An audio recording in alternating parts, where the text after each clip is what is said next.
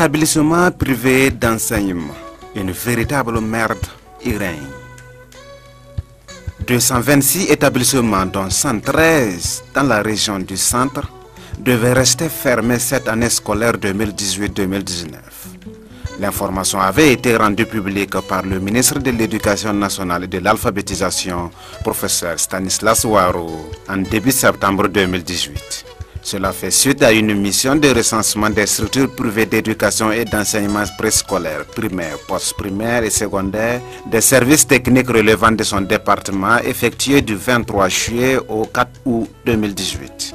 Infrastructure inadéquate, superficie insuffisante, cadre inapproprié pour les apprenants sont entre autres raisons prévalues pour déclarer les 226 établissements non reconnus et irrécupérables qui doivent être fermés.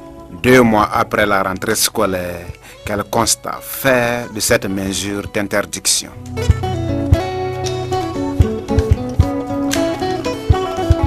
Les 226 établissements préscolaires primaires, post-primaires et secondaires sommés de fermer dès cette année scolaire 2018-2019 ne remplissent pas les conditions d'ouverture car elles présentent de réels dangers et de graves risques d'insécurité aussi bien pour les apprenants que pour le personnel enseignant et autres usagers, a confié le ministre Stanislas Waro au cours de sa sortie médiatique. Son département avait procédé à la publication de la liste des dites écoles à fermer.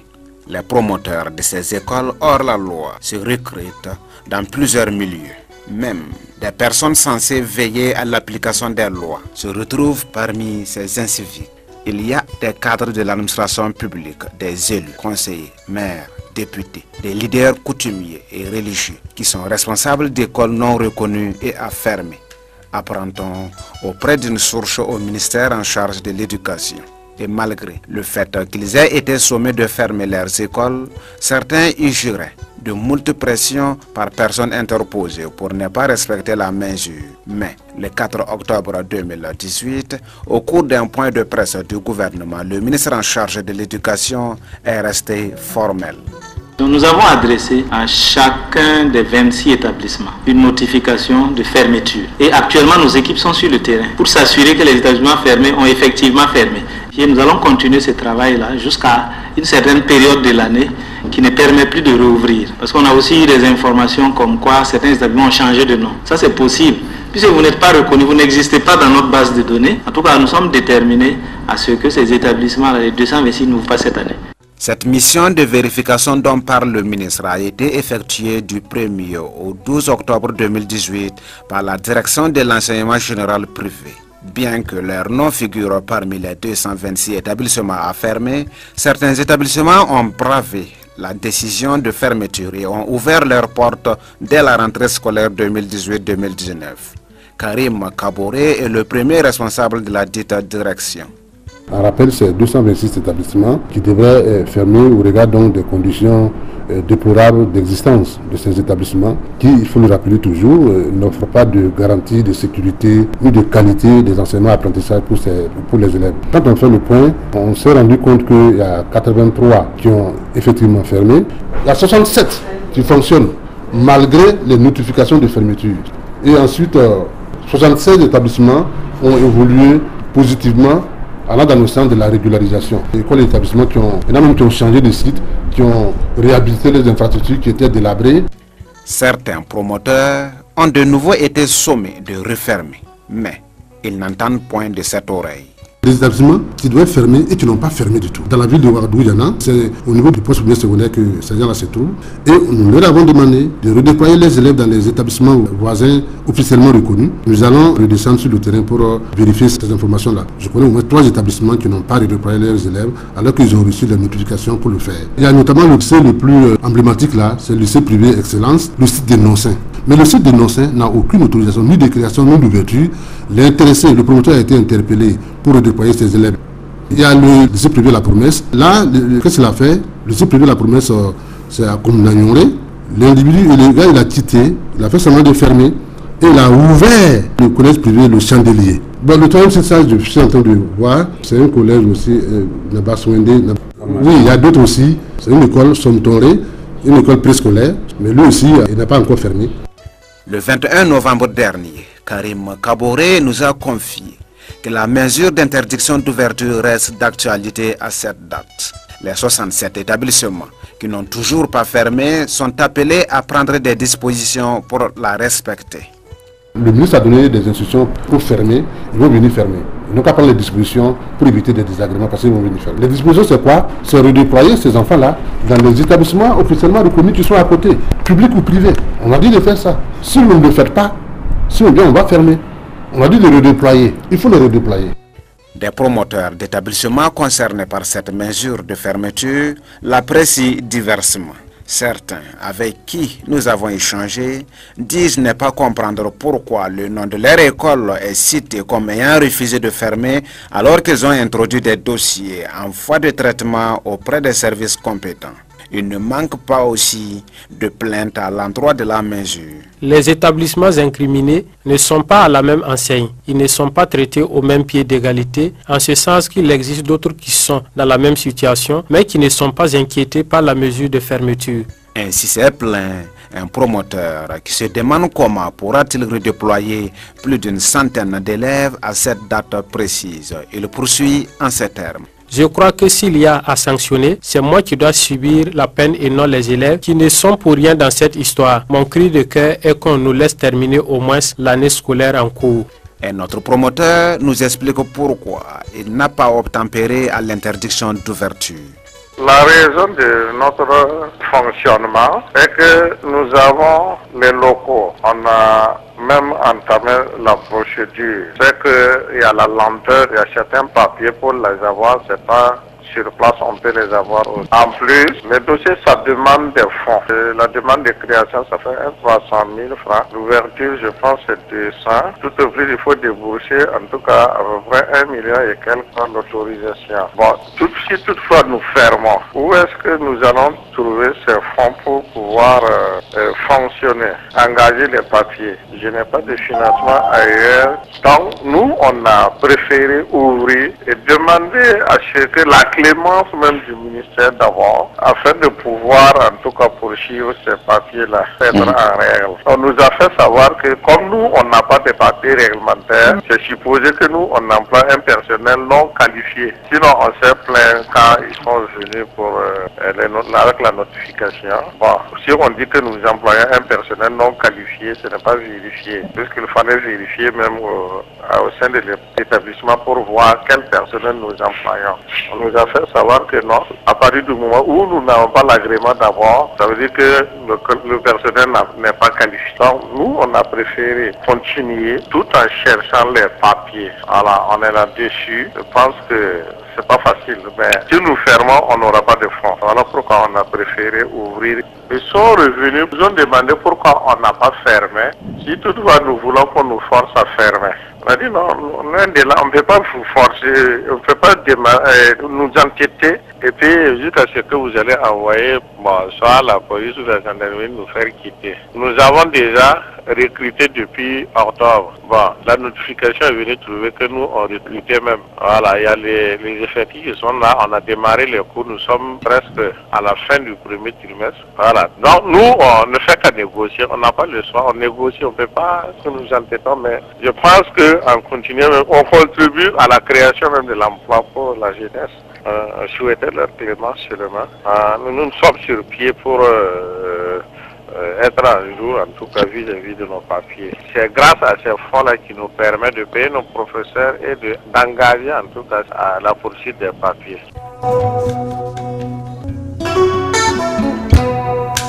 Le lycée privé Le Formateur est-il un cas hors pair? Le lycée privé Le Formateur figure bel et bien parmi les établissements frappés du sceau d'interdiction d'ouverture. Nous l'avons repéré à Bassinko, un quartier périphérique de la ville de Ouagadougou. Le lundi 8 octobre 2018, il est 10 heures passées de 30 minutes quand nous sommes entrés dans l'enceinte du dit lycée. Bien qu'elle soit exiguë, un bâtiment de fortune y est construit dans lequel sont logées 4 salles de classe dont 2 sont ouvertes où des élèves prennent cours. Les visiteurs sont accueillis dans une petite salle frappée du sceau direction à l'entrée. Nous y sommes et nous cherchons à voir le premier responsable des lieux. Une dame qui nous accueille nous informe que le fondateur est hors du pays, mais le directeur, lui, est absent. La dame, disposée à nous donner quelques informations, nous confie que les recrutements se poursuivent et les classes concernées vont de la 6e à la 2e. Elle n'a fait que répéter ce qui est écrit sur un tableau à l'entrée de la porte principale du lycée, sur lequel on peut lire ceci. Lycée privé Le Formateur. Les inscriptions ont commencé et se poursuivent en cours du jour et cours du soir. Classes disponibles 6e, 5e, 4e, 3e, 2e. Début des cours pour la 3e le 25 septembre. Taux de succès au BPC 2018, 70,83%. Elle nous confie également que le lycée va bientôt déménager sur son nouveau site. Effectivement, une banderole accrochée sur la partie externe du mur de l'établissement fournit plus d'informations. On peut y lire également: pour cette rentrée scolaire, le lycée privé Le Formateur sera délocalisé sur son nouveau site du lycée privé Le Formateur Plus, entre parenthèses Sainte-Élisabeth II, site à Basioko. L'ancien site sera utilisé pour les cours du soir et les travaux dirigés. Merci pour votre confiance. Une image géante des salles de classe du nouveau site accompagne ce message sur la banderole. Mais où est-il situé ce nouveau site? Notre informatrice nous donne quelques indications. À peine 3 km parcourus et nous y sommes. Constat: un grand bâtiment sans clôture faisant face à un vaste espace vide. Une plaque sur laquelle il est écrit lycée privé Le Formateur Plus, classe disponible 6e, 5e, 4e, 3e, seconde C, première D, terminale D, nous accueille également. En plus des adresses qui y figurent, on peut lire également ceci: le lycée des professeurs certifiés. Plus proche du bâtiment, un tableau y est adossé et sur lequel figurent les informations suivantes. Lycée privé Le Formateur Plus. Les inscriptions ont commencé et se poursuivent du lundi au samedi de 7h30 à 17h. Classe disponible, 6e 60 000 francs, 5e 65 000 francs, 4e 70 000 francs, 3e 70 000 francs plus 5 000 de TD, seconde A et C 75 000 francs, BPC 2018, taux de succès 70,83%. Pour d'autres informations précises, une autre dame assise avec sa table sous un arbre nous accueille. Elle acquiesce que c'est le nouveau site du lycée privé Le Formateur. Cependant, précision nous a été donnée que les classes de 5e et 4e vont demeurer sur l'ancien site. Il n'y aura que les classes de 6e, 3e et 2e sur le nouveau site. Mais le problème est qu'aucun des deux sites ne figure dans la base des données des établissements privés autorisés à ouvrir. Le lycée privé Le Formateur figure sur la liste des 226 établissements déclarés non reconnus et irrécupérables qui doivent être fermés dès la rentrée 2018-2019. Le deuxième site, qui porte la dénomination lycée privé Le Formateur Plus, lui, n'existe sur aucun registre de la direction de l'enseignement général privé. Sur la banderole accrochée au mur de l'ancien site, il y est inscrite aussi ceci: arrêté d'ouverture numéro 2015-2GES-2S-GPR. Et pourtant, dans les registres de la direction de l'enseignement général privé, aucun nom correspondant aux deux sites ne figure dans l'arrêté d'ouverture suscité. Mais on y trouve un établissement du nom de collège privé Inès de Sainte-Élisabeth à Basinko, une dénomination qui rappelle Sainte-Élisabeth II, inscrite sur la banderole. Qui sont les responsables de cet établissement? Mokhtar Thiam-Touré serait le directeur du lycée privé Le Formateur. Joint au téléphone pour en savoir plus sur l'école et nous renvoie à celui qu'il présente comme le directeur des études, Issa Thiam-Touré. En mi-novembre 2018, ce dernier nous a reçus sur le site du lycée privé Le Formateur Plus. Il se présente comme étant le proviseur. Mais le proviseur de quel lycée? Le nom de l'établissement, c'est le collège privé Sainte-Élisabeth. Bon, sur le papier, voilà, mais bon, on compte changer de dénomination, sinon c'est le lycée privé Le Formateur qui compte être désormais sur les différents documents et tout. Contrairement à ce que vous dites, ce que nous constatons, c'est que le nouveau site se nomme lycée privé le formateur plus. Oui, le lycée privé le formateur plus, en réalité c'est une stratégie pour toujours montrer qu'il nous existe. Le lycée privé le formateur, c'est une marque qui se vend actuellement.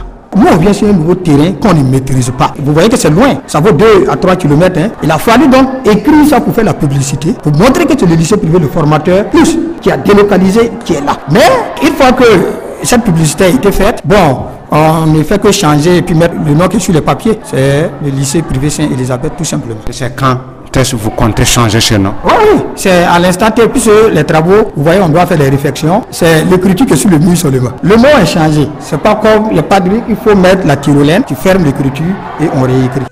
À l'en croire, l'établissement est une initiative d'un collectif d'enseignants. Mais depuis quand ont-ils obtenu l'autorisation de création? L'autorisation de création date depuis 2015. De création d'ouverture, depuis 2015. Les deux à la fois, création et ouverture? Oui, bon, la création c'était avant ça, puisque la création c'est avant donc l'ouverture. La création, ça c'est quand? Bon, la création, je n'ai pas trop une idée. Bon, c'est que, on ne vous a pas dit, c'est que c'est un bâtiment en bail, hein. Nous sommes en emprunt. Voilà, donc on a signé un contrat avec le propriétaire du bâtiment et on travaille avec lui. Dans l'arrêté suscité portant autorisation d'ouverture d'établissements privés d'enseignement postprimaire général formel, le nom de Michel Roamba y figure comme le fondateur du collège privé Inès de Sainte-Élisabeth. Quand nous l'avons appelé pour être situé sur son école, il explique plutôt être en partenariat avec un groupe d'enseignants qui gère son établissement, qu'il dit avoir ouvert en 2014.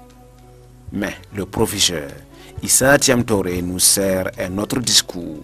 Ce site-là, c'est un site à usage école. On le constate très bien. C'est un établissement. Le propriétaire des lieux a construit ce site auparavant pour en faire un lycée. Vous voyez, c'est un nombre de difficultés dont je n'aurais pas rentré, je ne sais pas. Bon, il n'a pas pu fonctionner. Et donc, nous, on l'a approché, étant donné que nous, on était déjà dans le domaine et on avait déjà un petit effectif sur quoi on pouvait compter et prendre les locaux en bail et continuer. Ce qui veut dire que depuis que ces bâtiments sont construits, il n'y a pas eu de coût. Jamais, il n'y a pas eu de coût. C'est cette année. Conformément au cahier de charges des établissements privés d'enseignement général, le terme qui correspond à la location des bâtiments dont parle Issa Thiam-Touré est le transfert de gestion seulement. Il n'a pas été à mesure de nous présenter un document attestant le dit transfert. Karim Kaboré nous explique ce qu'est un transfert de gestion. Vous êtes le fondateur, arrivé à un moment donné, vous n'arrivez pas à fonctionner parce que vous ne pouvez pas gérer, vous faites le transfert de gestion. Ça, c'est un dossier aussi. Le transfert de gestion, ça veut dire que je suis X, j'ai ouvert mon collège, à un moment donné, je n'arrive pas à gérer, je ne vais pas fermer non plus. Je transfère la gestion de mon établissement à Y pour qu'il gère désormais le collège. Ça, c'est un dossier qu'on constitue avant que ce soit effectué. Dans tous les cas, pour Issa Thiam-Touré, on devrait plutôt les récompenser pour le travail qu'ils font, surtout qu'ils le font à prix social. Je vous dis, si vous souhaitez vous renseigner sur le travail que nous faisons, peut-être que le militaire même viendra nous récompenser pour le travail que nous faisons, parce que les élèves que nous recrutons, il faut dire que les gens finissent de recruter entre griffes les bons élèves, et il reste les autres. Oui, ils vont rentrer, c'est des Burkinabés. Ils ont droit à l'éducation. Si toutes les écoles les refusent, ils seront des délinquants. On sera là pour dire qu'il faut vraiment prendre des mesures pour réinsérer les enfants dans la société et tout. Vous voyez, c'est encore le Burkina Faso qui perd. Mais nous, on ne fait pas cette dissension-là. On essaie quand même de voir. Et les parents pauvres, tout à l'heure vous êtes arrivé, vous avez vu au bureau le monsieur qui dit que les mécaniciens de vélo, ah mais il a son enfant chez nous. Il y a la scolarité aussi qui compte. Nous, on fait ça à un prix social. Ce n'est pas à but lucratif. On essaie d'accompagner. Mais le problème est que ce travail n'est pas fait dans les règles de l'art. L'établissement est présenté comme étant un collège, si bien que les responsables qu'il est nous précise que les classes vont de la 6e à la 3e. Ce qu'il ne nous dit pas, c'est que l'établissement a ouvert une classe de seconde qui a recruté une trentaine d'élèves. Ensuite, le proviseur soutient que son établissement a un site, pas deux. Bien que nous ayons constaté que les classes de 5e et 4e demeurent sur l'ancien site, Issa Thiam-Touré explique que c'était le cas au début de la rentrée, mais qu'à présent, ce sont plutôt des travaux dirigés et les cours du soir qui se mènent sur ce site. Qu'à cela ne tienne, les conditions sont-elles réunies pour dispenser des cours du soir dans de tels locaux? Karim Kaboré nous répond. Les cours du soir même obéissent à des conditions. Il y a des conditions d'ouverture des cours du soir. Maintenant, si c'est fermé, parce que ça ne respecte pas les conditions, ça va être difficile que ça puisse être utilisé. Si c'est un poste primaire, étant donné que ça a été fermé, parce que les infrastructures ne sont pas solides, il n'y a pas de sécurité pour les usagers, cette même condition-là s'applique au cours du soir. Donc en principe, ce n'est pas possible qu'un établissement fermé soit utilisé pour des cours du soir.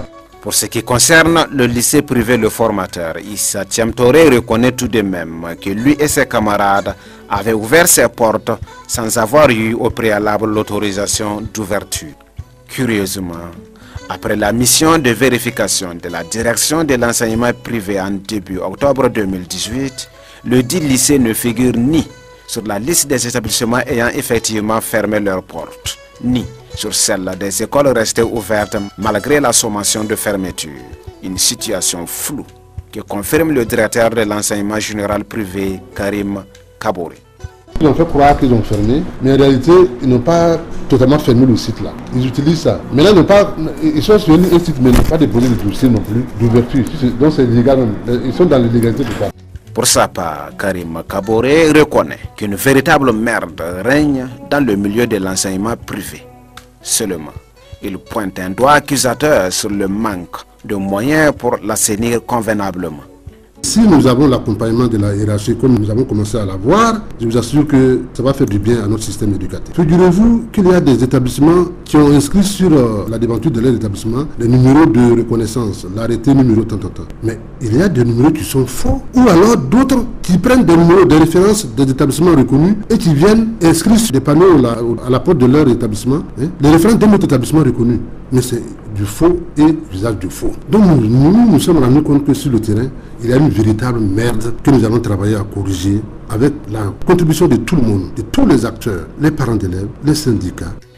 Toutefois, pour la prise de sanctions exemplaires à l'encontre des promoteurs indélicats, il faut encore attendre l'adoption prochaine d'un arrêté instituant des pénalités pour le non-respect des cahiers de charges qui seraient en cours de signature. C'est en tout cas ce qu'a confié le ministre Stanislas Ouaro au promoteur d'établissements privés le 12 novembre dernier. Ce fut l'occasion pour lui de revenir sur de nombreux dysfonctionnements que ses services ont relevés dans des établissements privés.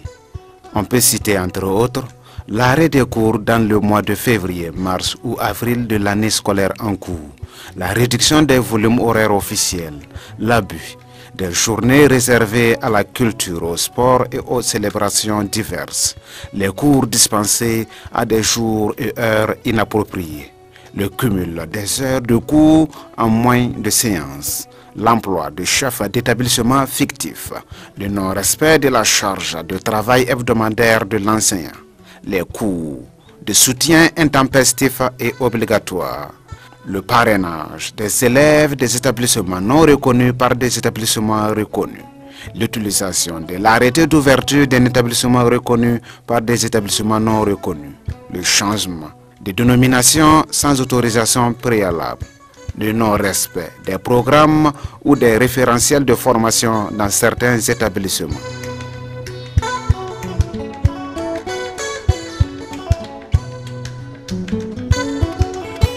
Ce dossier vous a été proposé par Dasmane Niangane, montage et mixage Tiona Sanogo.